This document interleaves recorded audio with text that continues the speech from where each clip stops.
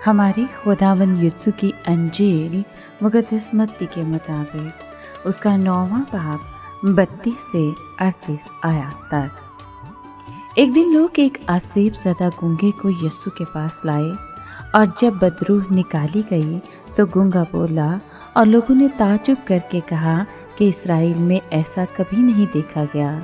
मगर फरीसियों ने कहा कि ये तो बदरूहों के सरदार की मदद से बदरूहों को निकालता है। और यीशु सब शहरों और गांवों में फिरता रहा और उनके इबादत खानों में तालीम देता और बादशाही की खुशखबरी की मनाती करता और हर बीमारी और कमज़ोरी दूर करता रहा।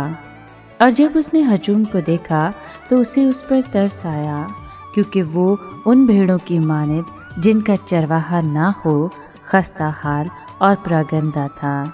तब उसने अपने शागिर्दों से कहा कि फसल तो बहुत है मगर मज़दूर थोड़े हैं, इसलिए तुम फसल के मालिक की मिन्नत करो कि वो अपनी फसल काटने के लिए मज़दूर भेज दे।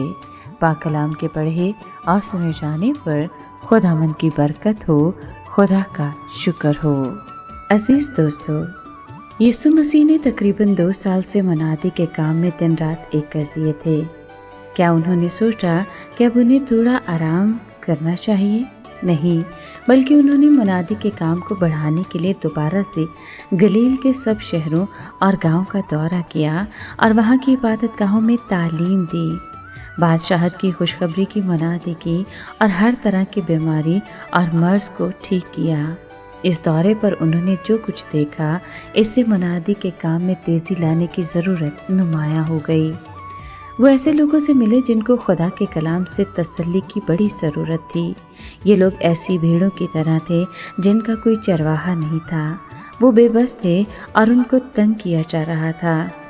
यीशु मसीह को इन पर बड़ा तरस आया और उन्होंने अपने शागिर्दों से कहा, देखो, फसल तो बहुत है लेकिन कटाई के लिए मज़दूर कम हैं, इसलिए कटाई के मालिक की मिन्नत करें कि वो कटाई करने के लिए मज़दूर भेजे। इस मसले को हल करने के लिए यीशु ने 12 रसूलों को अपने पास बुलाया और उन्हें 2-2 करके मनादी करने के लिए भेजा।